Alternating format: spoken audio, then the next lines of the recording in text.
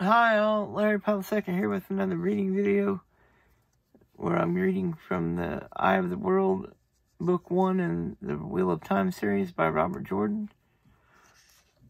And today I'll be reading Chapter 5. Chapter 5, Winter Night. The sun stood halfway down from its noonday high by the time the cart reached the farmhouse. It was not a big house, not nearly so large as some of the sprawling farmhouses to the east, dwellings that had grown over the years to hold entire families. In the two rivers that often included 3 or 4 generations under one roof, including aunts, uncles, cousins, and nephews. Tam and Rand were considered out of the ordinary as much for being 2 men living alone as for farming in the Westwood. Here most of the rooms were on one floor, a neat rectangle, with no wings or additions, 2 bedrooms and an attic storeroom, fitted up under the steeply sloped thatch. If the whitewash was all but gone from the stout wooden walls after the winter storms, the house was still in a tidy state of repair, the thatch tightly mended, and the doors and shutters well hung and snug-fitting. House, barn, and stone sheep pen formed the points of a triangle around the farmyard, where a few chickens had ventured out to scratch at the cold ground. An open shearing shed and a stone dipping trough stood next to the sheep pen. Hard by the fields between the farmyard and the trees loomed the tall cone of a tight-walled curing shed. Few farmers in the 2 rivers could make do without both wool and tabak to sell when the merchants came. When Rand took a look in the stone pen, the heavy-horned herd ram looked back at him, but most of the black-faced flock remained placidly where they lay, or stood with their heads in the feed trough. Their coats were thick and curly, but it was still too cold for shearing. "I don't think the black-cloaked man came here," Rand called to his father, who was walking slowly around the farmhouse, spear held at the ready, examining the ground intently. "The sheep wouldn't be so settled if that one had been around." Tam nodded, but did not stop. When he had made a complete circuit of the house, he did the same around the barn and the sheep pen. Still studying the ground, he even checked the smokehouse and the curing shed. Drawing a bucket of water from the well, he filled a cupped hand, sniffed the water, and gingerly touched it with the tip of his tongue. Abruptly, he barked a laugh, then drank it down in a quick gulp. "I suppose he didn't," he told Rand, wiping his hand on his coat front. "All this about men and horses I can't see or hear just makes me look crossways at everything." He emptied the well water into another bucket and started for the house, the bucket in one hand and a spear in the other. "I'll start some stew for supper, and as long as we're here, we might as well get caught up on a few chores." Rand grimaced, regretting winter night in Emmetsfield. But Tam was right. Around a farm, the work never really got done. As soon as one thing was finished, 2 more always needed doing. He hesitated about it, but kept his bow and quiver close at hand.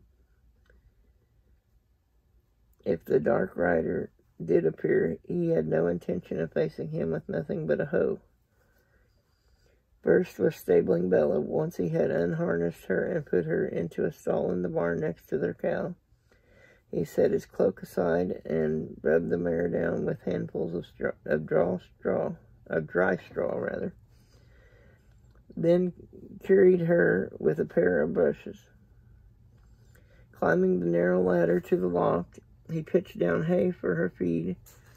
He fetched a scoopful of oats for her as well, though there was little enough left and might be no more for a long while unless the weather warmed soon. The cow had been milk that morning before first light, giving a quarter of her usual yield. She seemed to be drying up as the winter hung on. Enough feed had been left to see the sheep for 2 days. They should have been in the pasture by now, but there was none worth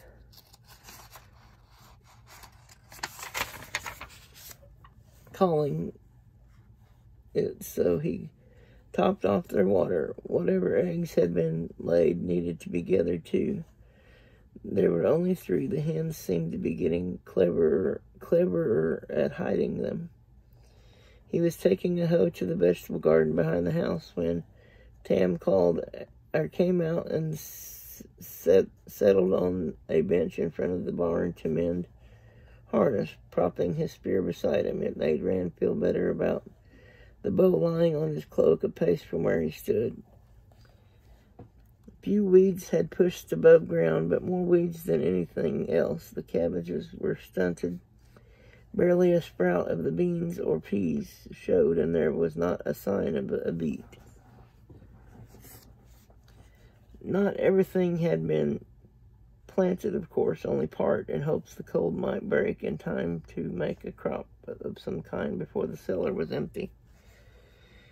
It did not take long to finish hoeing, which would have suited him just fine in years past, but now he wondered what they would do if nothing came up this year. Not a pleasant thought, and there was still firewood to split.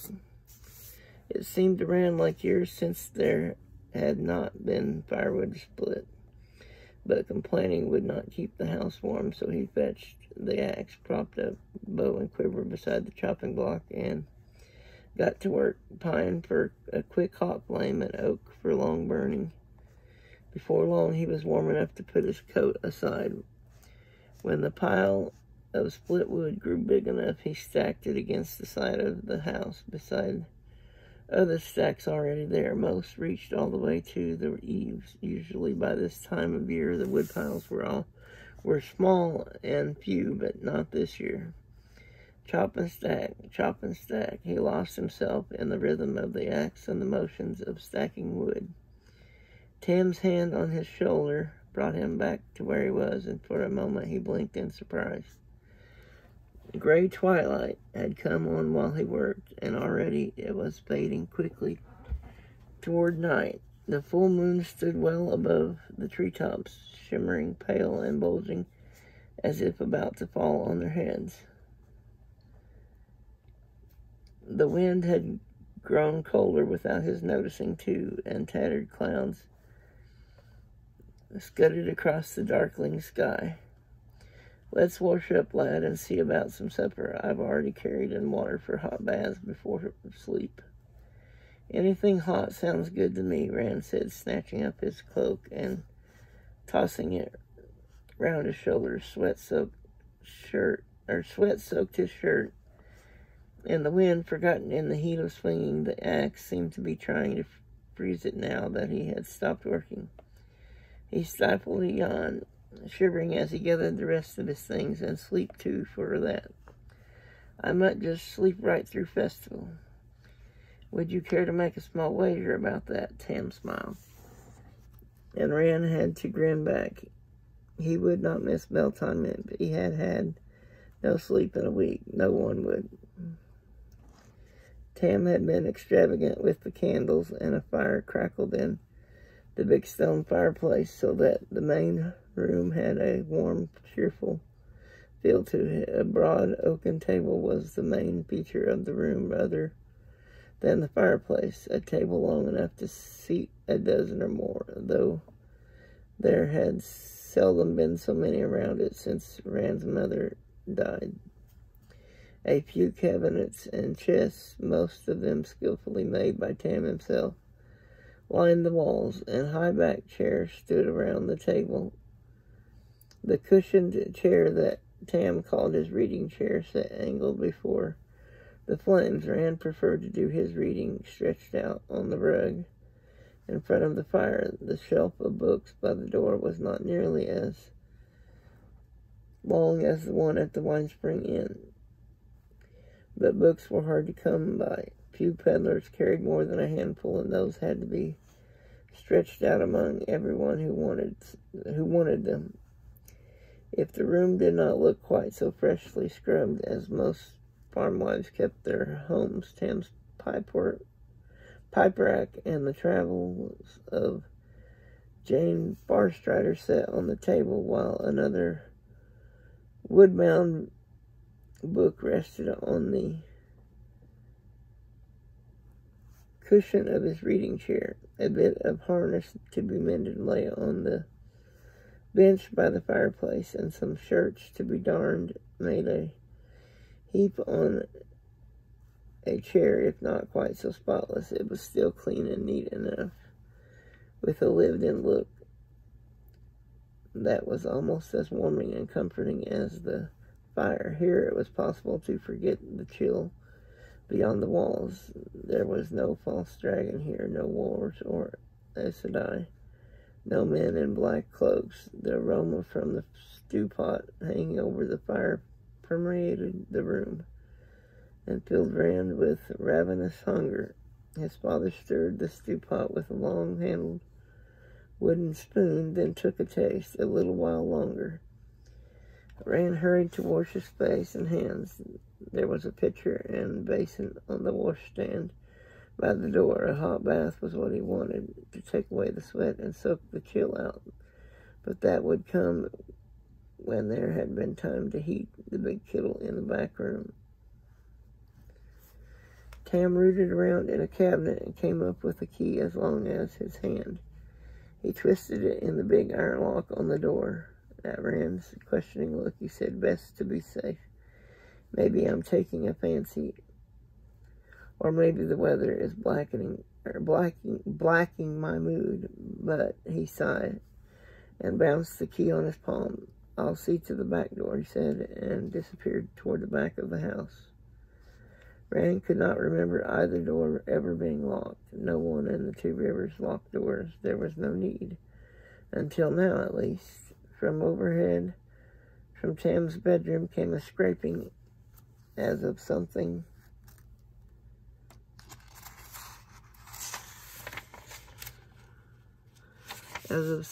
being dragged across the floor. Rand frowned. Unless Tam had suddenly decided to move the furniture around, he could only be pulling out the old chest he kept under his bed, another thing that had never been done in Rand's memory. He filled the small kettle with water for tea and hung it from a hook over the fire, then set the table.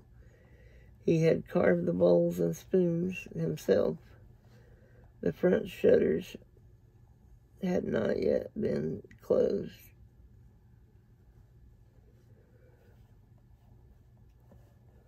And from time to time he peered out, but full night had come and all he could see were moon shadows. The dark rider could be out there easily enough, but he tried not to think about that.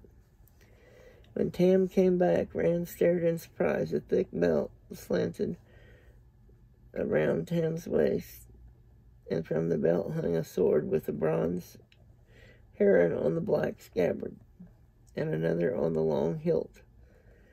The only men Rand had ever seen wearing swords were the merchants' guards. And Lan, of course. That his father might own one had never even occurred to him. Except for the herons, the sword looked a good deal like Lan's sword. "Where did that come from?" he asked. "Did you get it from a peddler? How much did it cost?" Slowly Tam drew the weapon. Firelight played along the gleaming length. It was nothing at all like the plain rough blades Rand had seen in the hands of merchants' guards. No gems or gold adorned it, but it seemed grand to him nonetheless. The blade, very slightly curved and sharp on only one edge, bore another heron etched into the steel. Short quillons, worked to look like braid, flanked the hilt. It seemed almost fragile compared with the swords of the merchants' guards. Most of those were double-edged and thick enough to chop down a tree. "I got it a long time ago," Tam said, "a long way from here, and I paid entirely too much. 2 coppers is too much for one of these. Your mother didn't approve, but she was always wiser than I. I was young then, and it seemed worth the price at the time. She always wanted me to get rid of it, and more than once I've thought she was right, that I should just give it away. Reflected fire made the blade seem aflame. Rand started. He had often daydreamed about owning a sword. Give it away? How could you give a sword like that away? Tam snorted. Not much use in herding sheep now, is it? Can't plow a field or harvest a crop with it. For a long minute he stared at the sword as if wondering what he was doing with such a thing. At last he let out a heavy sigh. But if I am not just taken by a black fancy, if our luck runs sour, maybe in the next few days we'll be glad I tucked it in that old chest instead. He slid the sword smoothly back into its sheath and wiped his hand on his shirt with a grimace. The stew should be ready. I'll dish it out while you fix the tea. Rand nodded and got the tea canister, but he wanted to know everything. Why would Tam have bought a sword? He could not imagine. And where had Tam come by it? How far away? No one ever left the 2 rivers, or very few at least. He had always vaguely supposed his father must have gone outside. His mother had been an outsider, had been an outlander. But a sword, he had a lot of questions to ask once they had settled at the table. The tea water was boiling fiercely, and he had to wrap a cloth around the kettle's handle to lift it off the hook. Heat soaked through immediately, and as he straightened from the fire, a heavy thump at the door rattled the lock. All thoughts of the sword or the hot kettle in his hand flew away. One of the neighbors, he said uncertainly. Master Daughtry wanting to borrow, but the Daughtry farm, their nearest neighbor, was an hour away even in the daylight, and Orrin Daughtry, shameless borrower that he was still not likely to leave his house by dark. Tam softly placed the stew-filled bowls on the table. Slowly he moved away from the table, both of his hands resting on his sword hilt. I don't think, he began, and the door burst open, pieces of the iron logs spinning across the floor. A figure filled the doorway, bigger than any man Rand had ever seen. A figure in black, male.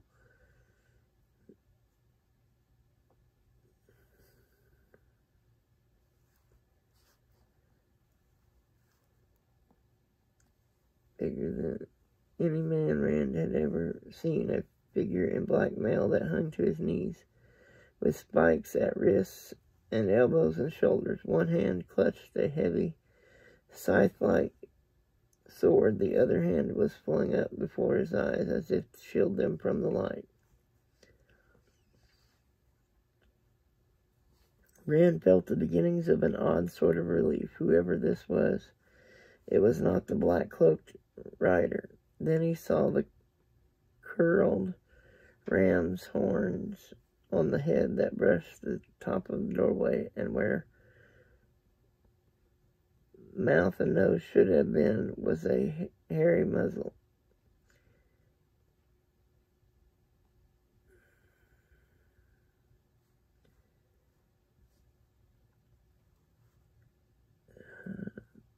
Where mouth and nose should have been was a hairy muzzle.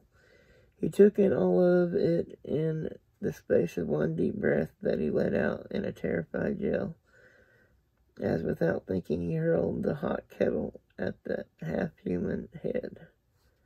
The creature roared, part scream of pain, part animal snarl, as boiling water splashed over its face. Even as the kettle struck, Tam's sword flashed. The roar abruptly became a gurgle, and the huge shape toppled back. Before it finished falling, another was trying to claw its way past. Ram glimpsed a misshapen head topped by spike-like horns before Tam struck again, and two huge bodies blocked the door. He realized his father was shouting at him. "Run, lad, hide in the woods." The bodies in the doorway jerked as others outside tried to pull them clear. Tam thrust a shoulder under the massive table. With a grunt, he heaved it over. Atop the tangle, "There are too many to hold. Out the back. Go, go. I'll follow." Even as Rand turned away, shame filled him that he obeyed so quickly. He wanted to stay and help his father, though he could not imagine how, but fear had him by the throat, and his legs moved on their own.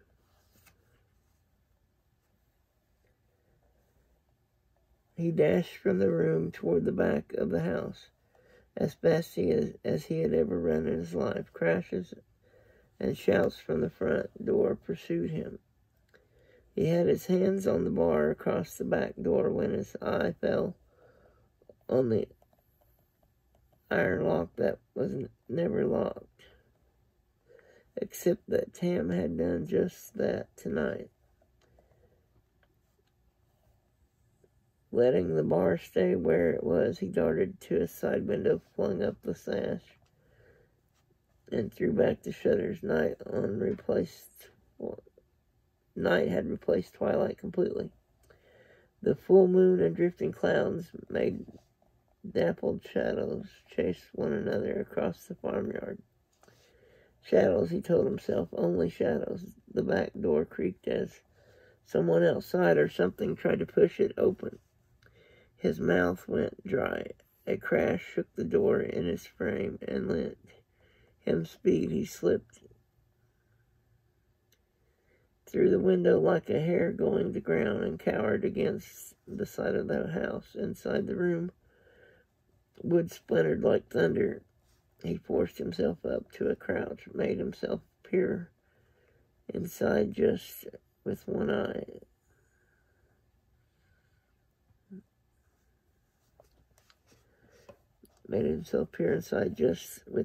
Just at the corner of the window. In the dark, he could not make out much, but more than he really wanted to see. The door hung askew, and shadowed shapes moved cautiously into the room, talking in low, guttural voices. Rand understood none of what was said. The language sounded harsh, unsuited to a human tongue. Axes and spears and spiked things dully reflected stray glimmers of moonlight.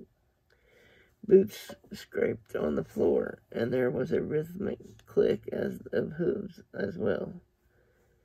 He tried to work moisture back into his mouth.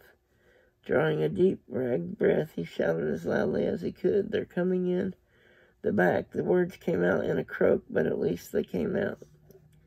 He had not been sure they would. "I'm outside. Run, father." With the last word, he was sprinting away from the farmhouse.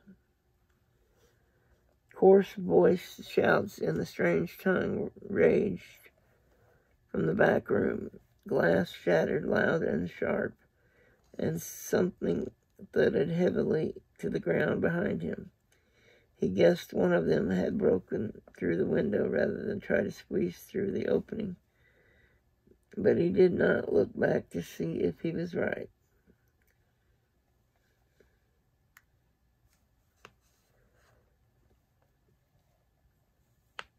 Just one of them had broken through the glass, or through the window, rather than try to squeeze through the opening. But he did not look back to see if he was right. Like a fox running from hounds, he darted into the nearest moon-cast shadows as if headed for the woods, then dropped to his belly and slithered back to the barn and its larger, deeper shadows. Something fell across his shoulders, and he thrashed about, not sure if he was trying to fight or escape, until he realized he was grappling with the new hoe handle Tam had been shaping. idiot. For a moment he lay there, trying to stop panting. Coupling full, idiot. At last he crawled on along the back of the barn, dragging the hoe handle with him. It was not much, but it was better than nothing. Cautiously he looked around the corner at the farmyard.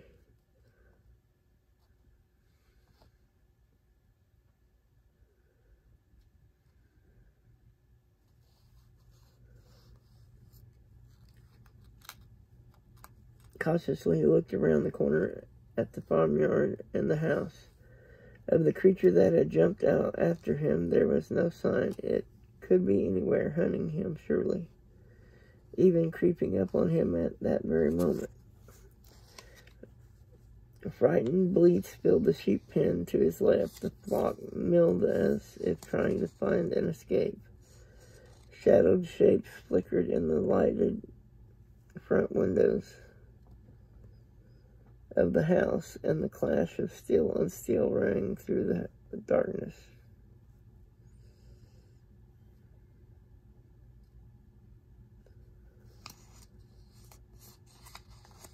Frightened bleats filled the sheep pen to his left. The flock milled as if trying to find an escape. Shadowed shapes flickered in the lighted front windows of the house, and the clash of steel on steel rang through the darkness. Suddenly one of the windows burst outward in a shower of glass and wood as Tam leaped through it, sword still in hand. He landed on his feet, but instead of running away from the house, he dashed toward the back of it, ignoring the monstrous thing scrambling after him through the broken window and the doorway. Rand stared in disbelief. Why was he not trying to get away? Then he understood. Tam had last heard his voice from the rear of the house. "Father," he shouted, "I'm over here." In mid-stride, Tam whirled, not running toward Rand, but at an angle away from him. "Run, lad," he shouted, gesturing with the sword as if to someone ahead of him. "Hide." A dozen huge forms streamed after him, harsh shouts and shrill howls shivering the wind.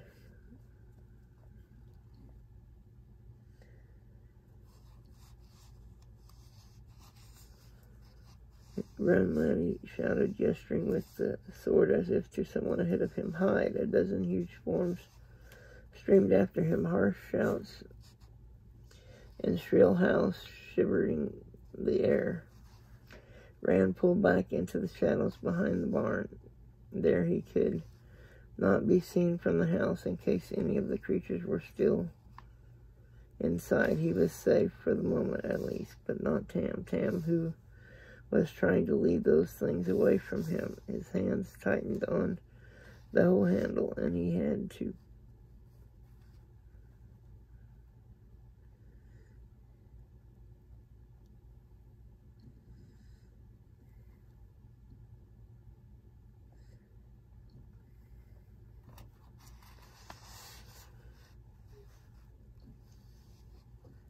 But not Tam, who was trying to lead those things away from him. His hands tightened on the hoe handle, and he had to clench his teeth to stop a sudden laugh. A hoe handle facing one of those creatures with a hoe handle would not be much like playing at quarterstaffs with Perrin, but he could not let Tam face what was chasing him alone.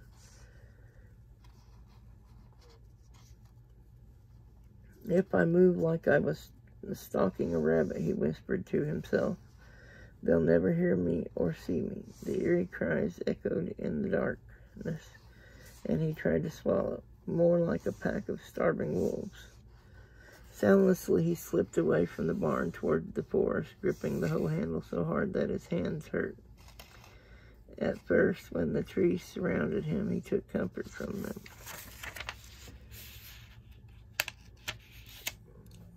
They helped hide him from whatever the creatures were that had attacked the farm. As he crept through the woods, the moon shadows shifted, and it began to seem as if the darkness of the forest changed and moved too. Trees loomed malevolently. Branches writhed toward him, but were they just trees and branches? He could almost hear the growling chuckles stifled in their throats while they waited for him. The howls of Tam's pursuers no longer filled the night.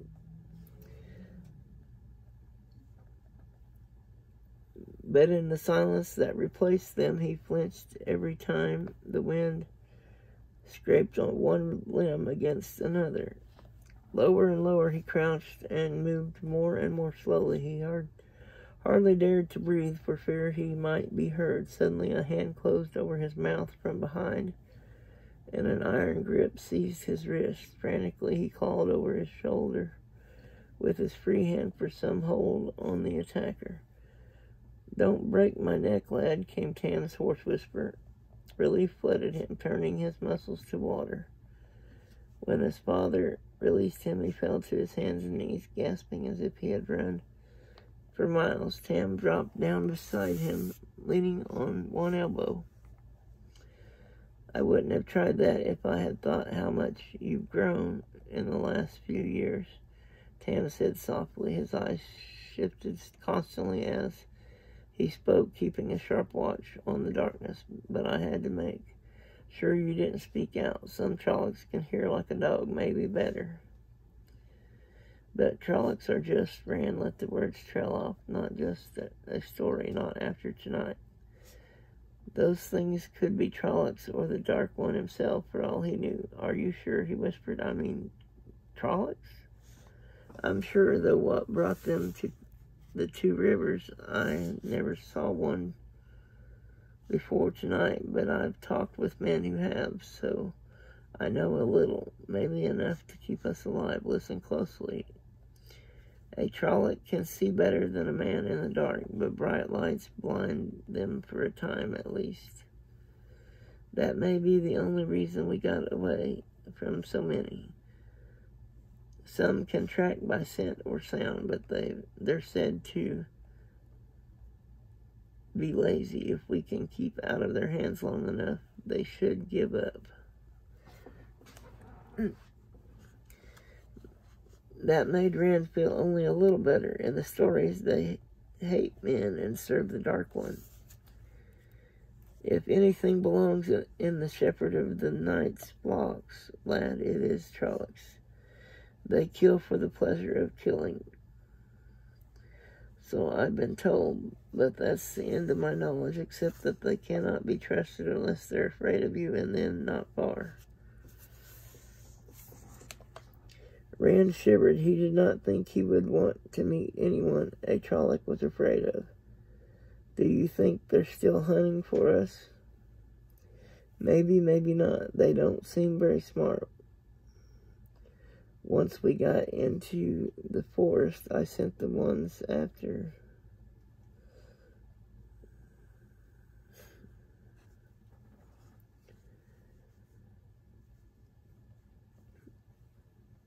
"Once we got into the forest, I sent the ones after me off toward the mountains without much trouble." Tam fumbled at his right side, then put his hand close to his face. "Best act as if they are, though. You're hurt. Keep your voice down. It's just a scratch, and there is nothing to be done about it now. Anyway, at least the weather seems to be warming." He lay back with a heavy sigh. Perhaps it won't be too bad spending the night out. In the back of his mind, Rand had just been thinking fond thoughts of his coat and cloak. The trees cut the worst of the wind, but what gusted through still sliced like a frozen tree.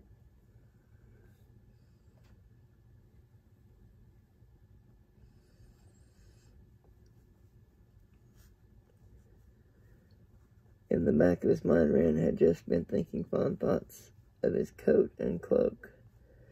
The trees cut the worst of the wind, but what gusted through still sliced like a frozen knife.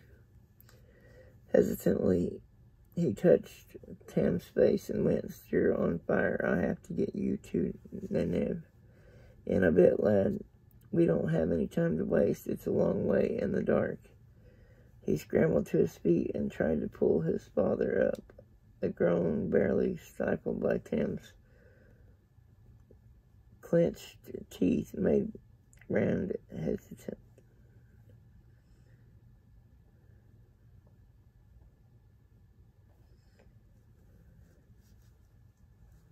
"We don't have time to waste. It's a long way in the dark." He scrambled to his feet and tried to pull his father up. A groan, barely stifled by Tam's clenched teeth, made Rand hastily ease him back down. "Let me rest for a while, boy. I'm tired." Rand pounded his fist on his thigh, snug in the farmhouse with a fire and blankets, plenty of water, and willow bark. He might have been willing to wait for daybreak before hitching Bella. And yeah.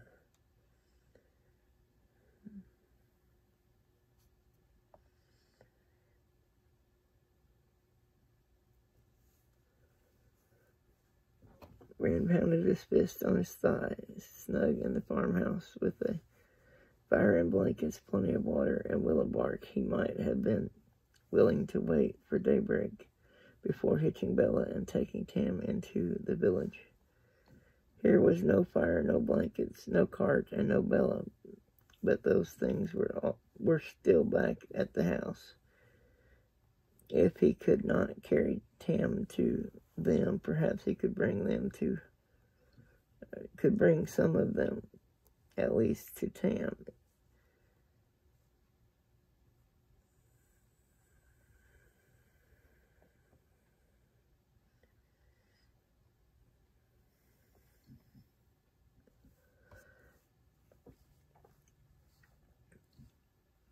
Here was no fire, no blanket, no cart, no Bella, but those things were still back at the house. If he could not carry Tam to them, perhaps he could bring some of them, at least, to Tam. If the Trollocs were gone, they had to go sooner or later. He looked at the hoe handle, then dropped it. Instead, he drew Tam's sword. The blade gleamed dully in the pale moonlight.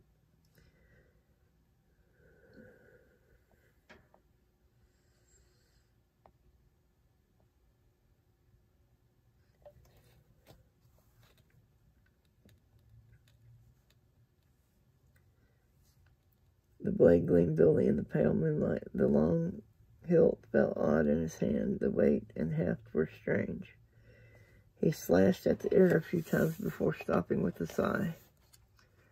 Slashing at air was easy. If he had to do it against the Trolloc, he was surely just as likely to run instead or freeze stiff, so he could not move at all until the Trolloc swung one of those odd swords and stop it. It's not helping anything. As he started to rise, Tam caught his arm. "Where are you going?" "We need the cart," he said gently, "and blankets." He was shocked at how easily he pulled his father's hand from his sleeve. "Rest and I'll get back. And rest and I'll be back."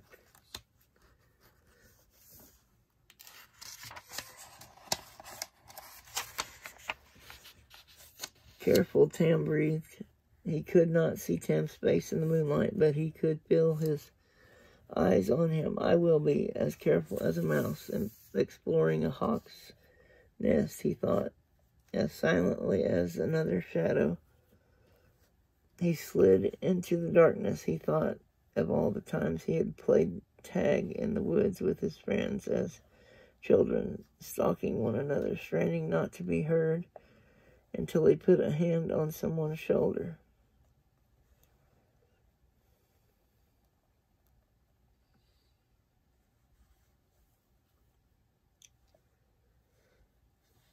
Straining not to be heard until he put a hand on someone's shoulder. Somehow he could not make this seem the same. Creeping from tree to tree, he tried to make a plan, but by the time he reached the edge of the woods, He had made and discarded 10. Everything depended on whether or not the Trollocs were still there. If they were gone, he could simply walk up to the house and take what?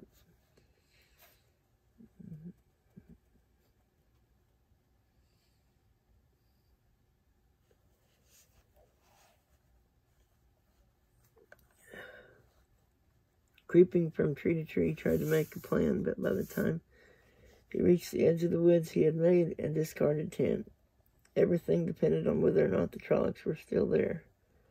If they were gone, he could simply walk up to the house and take what he needed. If they were still there, in that case, there was nothing for it but go back to Tam. He did not like it, but he could do Tam no good by getting killed.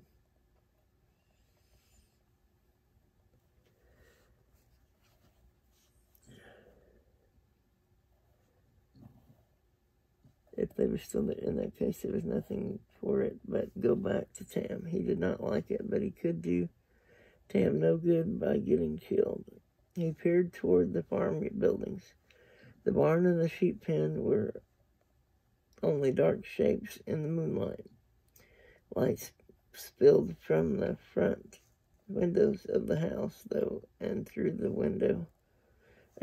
open front door, just the candles brother lit. Or are there Trollocs waiting?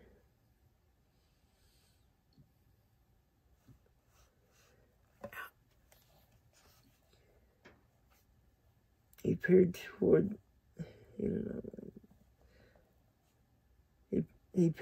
the farm buildings. The barn and the sheep pen were only dark shapes in the moonlight. Light spilled from the front windows of the house, though, and through the open front door, just the candles father lit. Or are there Trollocs waiting? He jumped convulsively at the nighthawk's reedy cry, then sagged against the tree, shaking. This was getting him nowhere. Dropping to his belly, he began to crawl, holding the sword awkwardly before him. He kept his chin on the dirt all the way to the back of the sheep pen.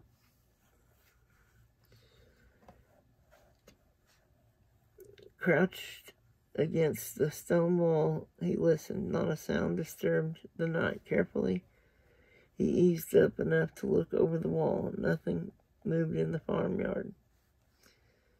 No shadows flickered against the lit windows of the house or in the doorway.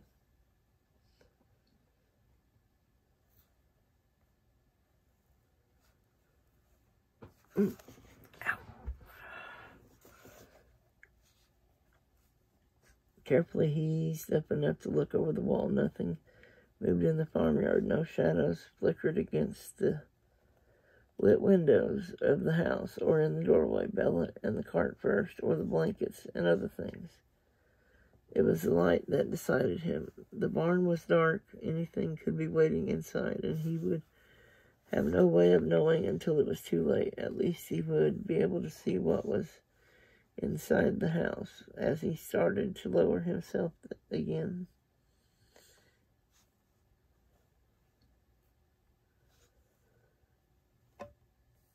at least he would be able to see what was inside the house. As he started to lower himself again, he stopped suddenly. There was no sound. Most of the sheep might have settled down already and gone back to sleep, though it was not likely. But a few were.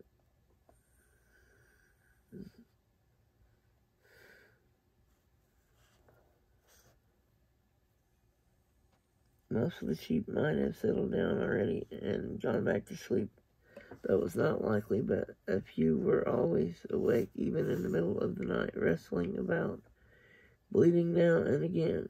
He could barely make out the shadowy mounds of sheep on the ground. One lay almost beneath him.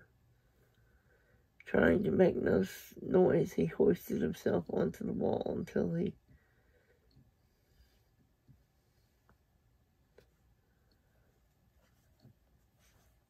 could barely make out the shadowy mounds of sheep on the ground. One lay almost beneath him.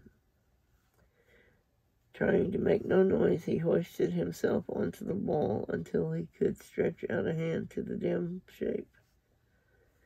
His fingers touched curly wool, then wetness.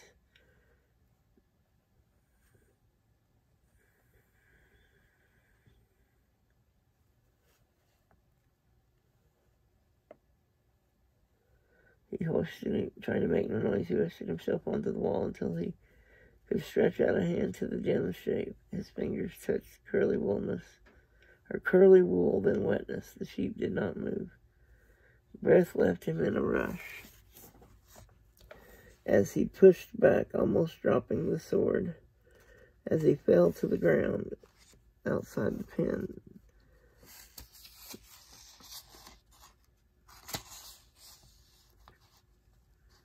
they killed for fun. Shakily he scrubbed the wetness from his hand in the dirt.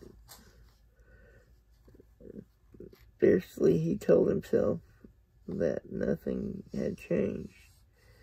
The Trollocs had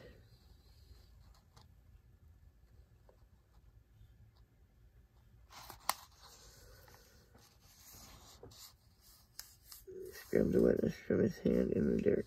Fiercely he told himself that nothing had changed. The Trollocs had done their butchery and gone, repeating that in his mind. He crawled on across the farmyard.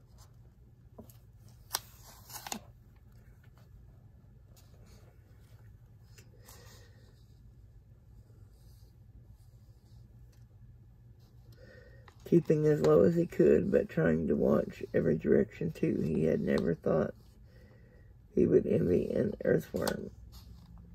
At the front of the house, he lay safe beside the wall beneath the broken window.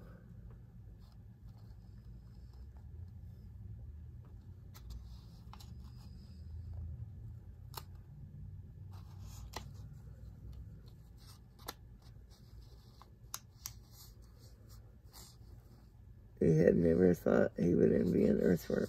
At the front of the house, he lay close beside the wall beneath the broken window and listened. The dull thudding of blood in his ears was the loudest sound he heard. Slowly,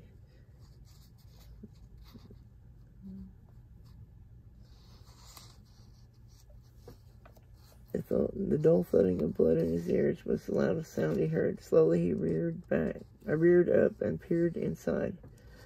The stew pot lay upside down in the ashes on the hearth. Splintered, broken wood littered the room. Not a single piece of furniture remained.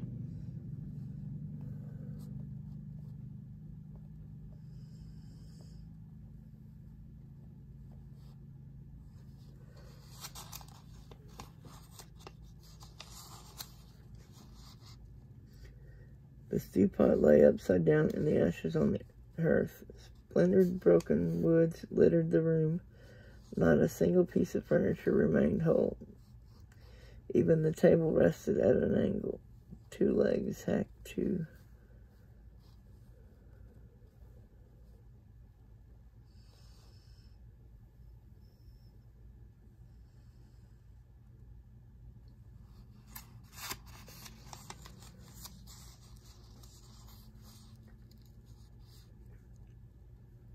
Even the table rested at an angle. Two legs hacked to rough stubs. Every drawer had been pulled out and smashed. Every cupboard and cabinet stood open. Many doors hanging by one hinge. Their contents were strewn over the wreckage.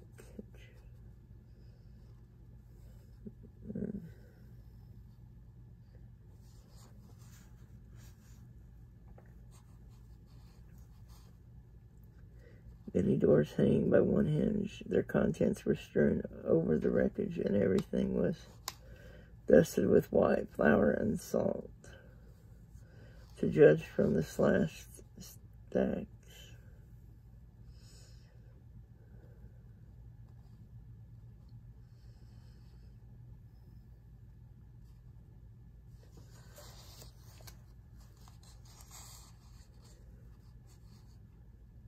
flour and salt, to judge from the slashed sacks tossed down by the fireplace. 4 twisted bodies made a tangle in the remnants of the furnishings, trollocs. Rand recognized one by its ram's horns. The others were much the same, even in their differences. A repulsive melange of human faces, distorted by muzzles, horns, feathers, and fur. Their hands, almost human, only made it worse. 2 wore boots, the others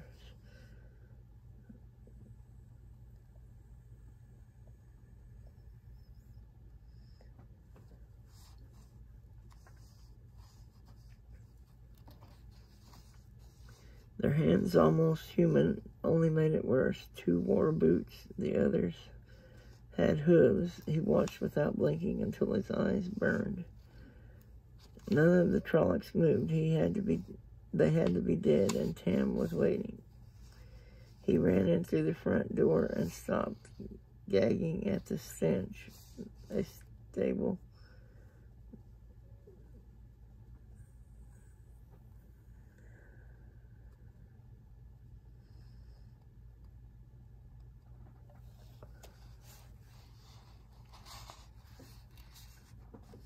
He ran into the front door and stopped, gagging at the stench. A stable that had not been mucked out in months was the only thing he could think of that might come close to matching it. Bile smears defiled the walls. Trying to breathe through his mouth, he hurriedly began poking through the messes.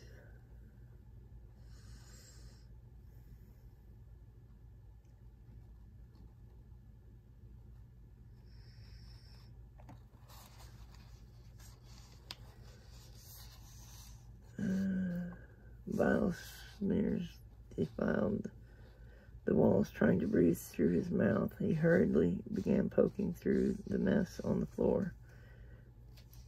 There had been a water bag in one of the cupboards. A scraping sound behind him sent a chill to his marrow, and he spun, almost falling over the remains of the table. He caught himself and moaned behind teeth that would have chattered had he not had them clenched until his jaw ached. One of the trollocs was getting to its feet. A wolf's muzzle jutted out below sunken eyes, flat, emotionless eyes, and all too human. Hairy, pointed ears twitched incessantly. It stepped over one of its dead companions on sharp goat hooves. The same dead male, the other.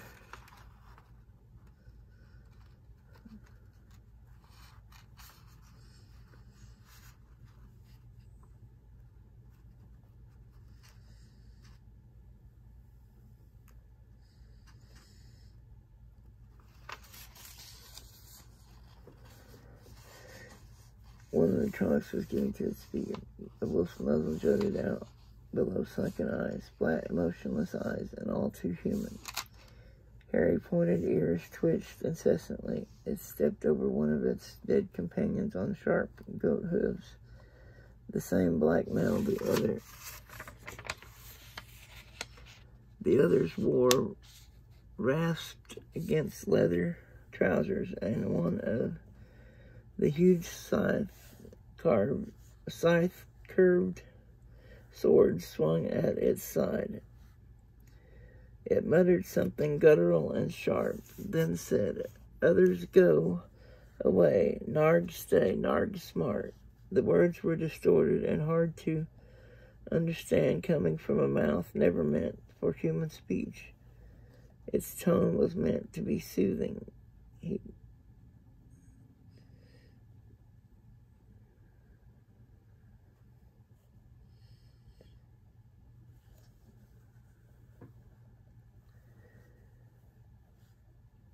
From a mouth never meant for human speech. Its tone was meant to be soothing, he thought, but he could not take his eyes off the stained teeth, long and sharp, then flashed every time the creature spoke. Narg no.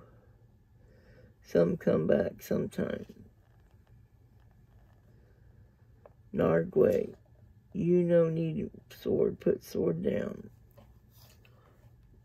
Until the Trolloc spoke, Rand had not realized that he held Tam's sword wavering before him in both hands, its point aimed at the huge creature. It towered head and shoulders above him, with a chest and arms to dwarf Master Luhan. Narg no hurt. It took a step closer, gesturing. You put sword down. The dark hair on the backs of its hands was thick like fur. Step back, Rand said, wishing his voice were steadier. Why did you do this? Why?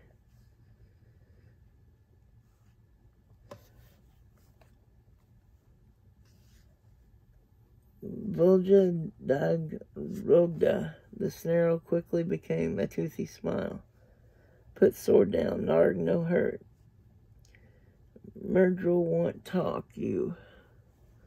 A flash of emotion crossed the distorted face. Fear. Others come back. You talk. Myrddraal. It took another step, one big hand coming to rest on its own sword hilt. You put sword down. Rand wet his lips. Myrddraal, the worst of the stories, was walking tonight. If a fade was coming, it meant a Trolloc pale made a Trolloc pale by comparison. He had to get away, but if the Trolloc drew that massive blade, he would not have a chance. He forced his lips into a shaky smile. All right. Grip tightening on the sword, he let both hands drop to his side. I'll talk. The wolf's smile became a snarl, and the Trolloc lunged for him. Rand had not thought anything that big could move so fast. Desperately, he brought his sword up. The monstrous body crashed into him, slamming him against the wall. Breath left his lungs in one gasp. He fought for air as they fell to the floor together, the Trolloc on top. Frantically, he struggled beneath the crushing weight, trying to avoid thick hands groping for him and snapping jaws. Abruptly, the Trolloc spasmed and was still, battered and bruised, half suffocated by the bulk on top of him. For a moment, Rand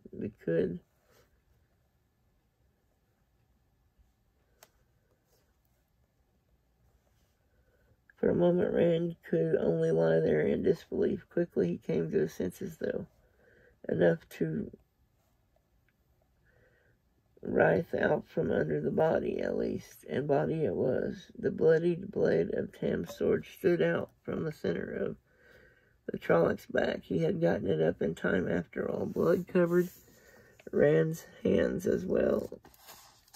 It made a blackish smear across the front of his shirt. His stomach churned, and he swallowed hard to keep from being sick. He shook as hard as he had in the worst of his fear, but this time in relief at still being alive.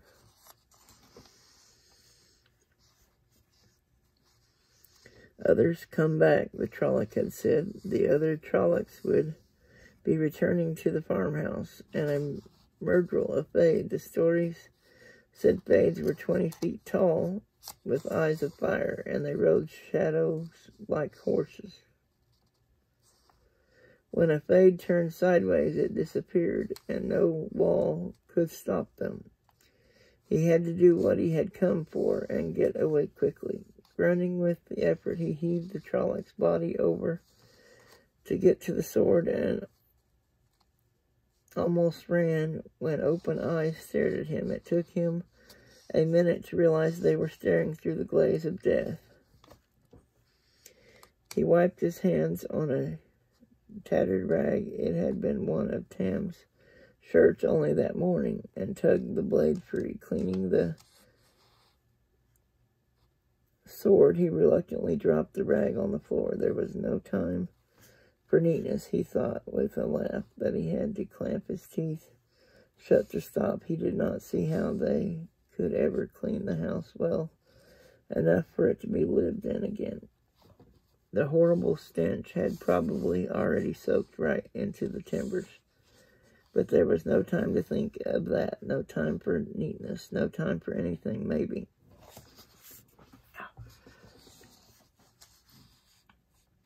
He was sure he was forgetting any number of things they would need, but Tam was waiting and the Trollocs were coming back.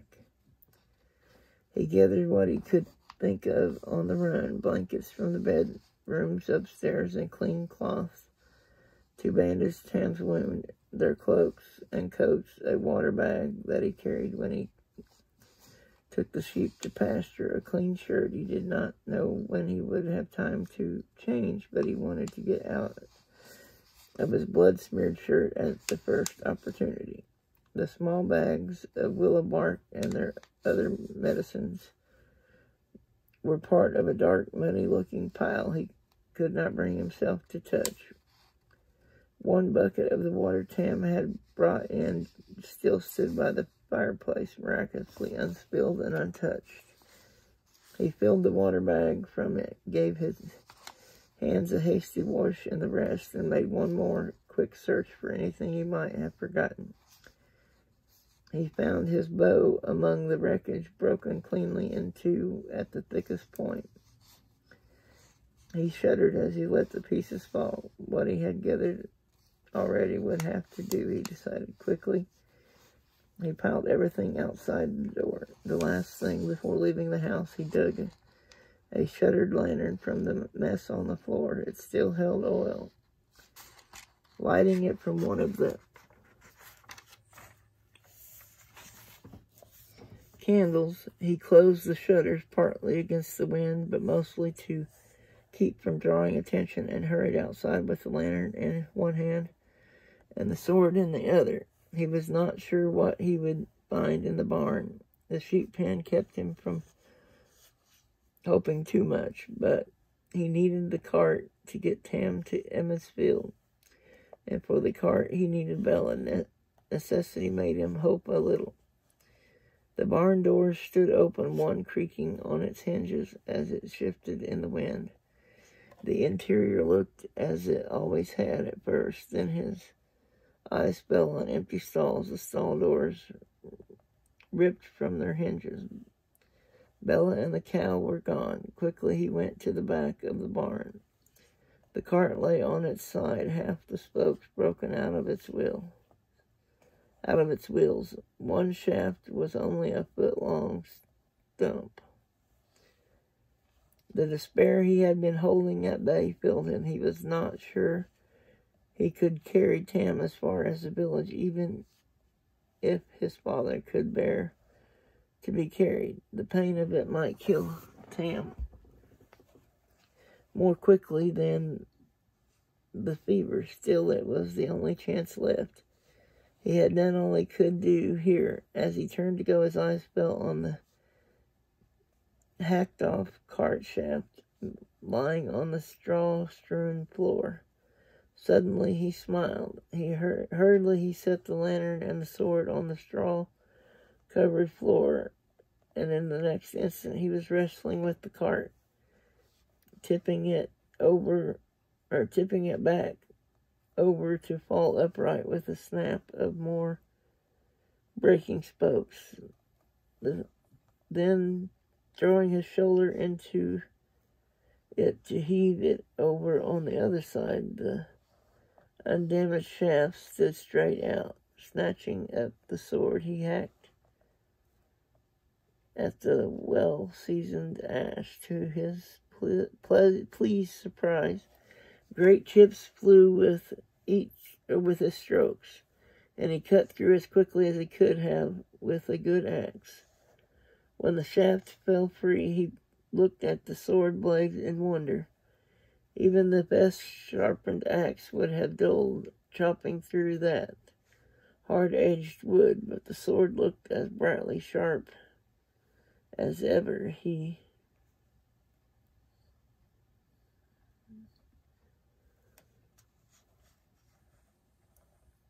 but the sword looked as brightly sharp as ever. He touched the edge with his thumb, then hastily stuck it in his mouth. The blade was still razor sharp.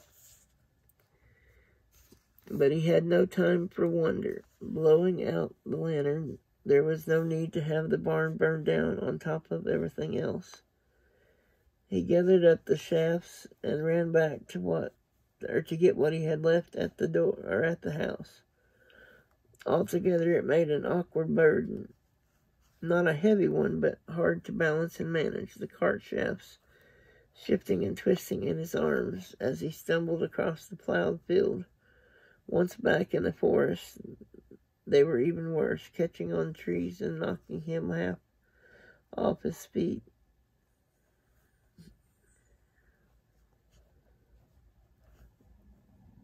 Even worse, catching on trees and knocking him half off his feet. They would have been easier to drag, but that would leave a clear trail behind him. He intended to wait as long as possible before doing that. Tam was right where he had left him, seemingly asleep. He hoped it was sleep. Suddenly fearful, he dropped his burdens and put a hand to his father's face. Tam still breathed, but the fever was worse. The touch roused Tam, but only into a hazy wakefulness. "Is that you, boy?" he breathed. "Worried about you. Dreams of days gone. Nightmares." Murmuring softly, he drifted off again. "Don't worry," Rand said. He laid Tam's coat and cloak over him to keep off the wind.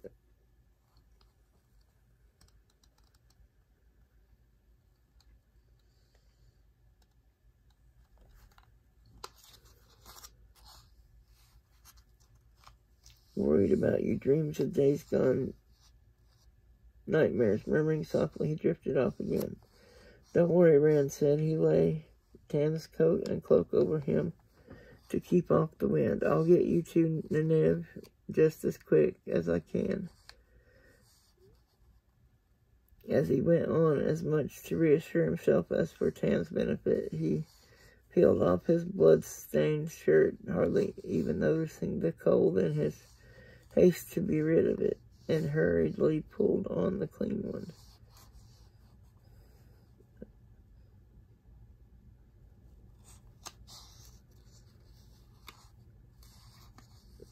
Throwing his old shirt away made him feel as if he had just had a bath. "We'll be safe in the village in no time, and the wisdom will set everything right. You'll see. Everything's going to be all right." That thought was like a beacon as he pulled on his coat and bent to tend Tam's wound. They would be safe once they reached the village, and Nineveh would cure Tam. He just had to get him there. And that is the end of chapter 5. And we'll read chapter 6 next time. I don't know if I will be posting a video tomorrow because I've got church. And I don't know if I can get it recorded in time. But if not, if I don't post one tomorrow, then I'll definitely post one on Monday.